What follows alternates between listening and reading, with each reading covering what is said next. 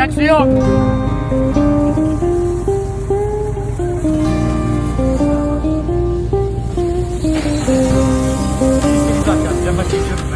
Yok abi biz varız sadece ya. Ben sizi